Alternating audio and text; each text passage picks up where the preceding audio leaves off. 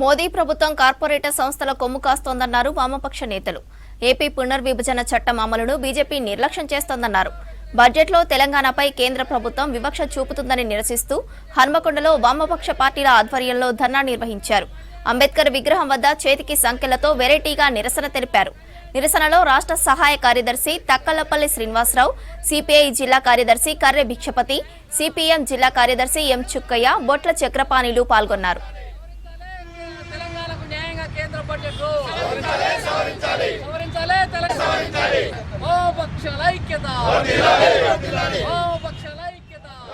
మంది బిలియనీర్స్ ఈ దేశం లోపల ఉన్నారు.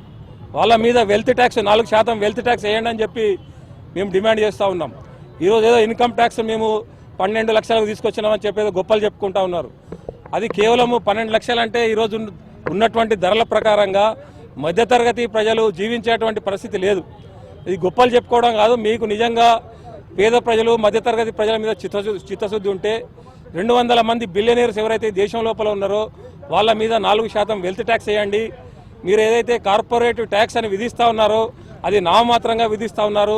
కార్పొరేట్ ట్యాక్స్ను మీరు పెంచండి.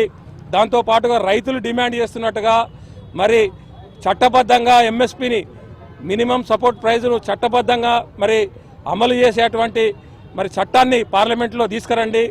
దాంతోపాటుగా ఏదైతే రూరల్ ఎంప్లాయ్మెంట్ స్కీమ్ ఉందో దాన్ని మరి నిధులు పెంచండి. దాంతోపాటుగా అర్బన్ ఎంప్లాయ్మెంట్ గ్యారంటీ స్కీమ్ అనేటువంటి స్కీమ్ను తీసుకురండి.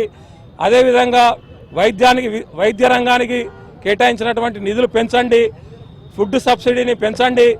అదేవిధంగా దక్షిణ రాష్ట్రాల మీద మీరు అన్యాయం చేస్తూ ఉన్నారు. నిధులు కేటాయించడంలో వివక్ష చూపిస్తూ ఉన్నారు.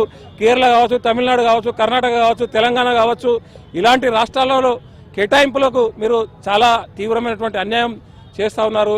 వీటికి కేటాయింపులు మీరు ఇవ్వాలని చెప్పి మేము డిమాండ్ చేస్తూ ఉన్నాం.